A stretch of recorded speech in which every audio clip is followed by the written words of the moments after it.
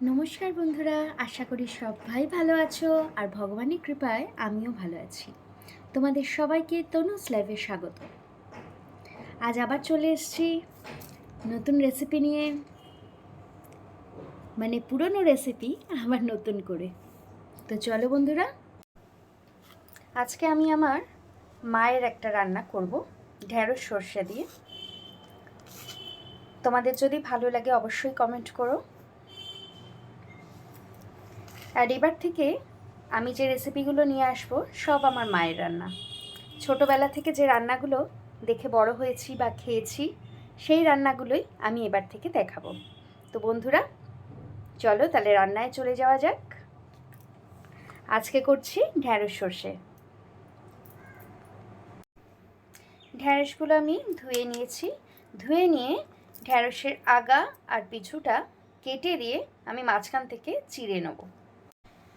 ঢেঁড়সগুলো আমার ধুয়ে কাটা হয়ে গেছে। এই যে এইভাবে আমি করেছি, মাঝখান দিয়ে চিড়ে দিয়েছি এতটা অবধি। এইবার আমি নিয়েছি 1 টেবিল চামচ সর্ষে, 1 চা চামচ পোস্ত, 3টে কাঁচা লঙ্কা, একটুখানি নুন আর কয়েক টুকরো রসুন। এটা আমি বেটে নেব। আমার সর্ষে বাটাটা হয়ে গেছে, এবার রান্নাটা শুরু করব। কড়াই তেল গরম হয়ে গেছে, দিয়ে দিচ্ছি কালো জিরে।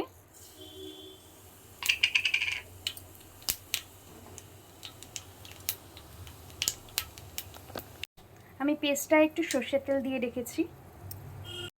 এবার আমি ঢেঁড়সগুলো দিয়ে দেবো তেলের মধ্যে। খুব হালকা ভাজা হবে, বেশি ভাজা হলে এটা ভালো লাগবে না খেতে। হালকা হালকা ভেজে আমি পেস্টটা দিয়ে দেবো এর মধ্যে। দিয়ে দেব নুন, আন্দাজ মতো নুনটা দেব। দিয়ে দিচ্ছি হলুদ, দিয়ে একটু নাড়বো। ভালো করে মিশিয়ে নিতে হবে। ভালো করে মিশিয়ে নিয়ে আমি পেস্টটা দিয়ে দেবো। পেস্টটা আমি দিয়ে দিয়েছি। এবার এটা ভালো করে কষাবো অল্প আঁচে, যেন পুড়ে না যায়।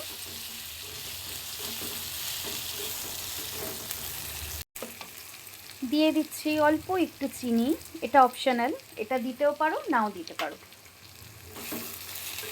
এবার ভালো করে এটাকে মিশিয়ে নিয়ে আমি 1 কাপ মতো উষ্ণ গরম জল দিয়ে দেবো এর মধ্যে। এবার আমি জলটা দিয়ে দেবো।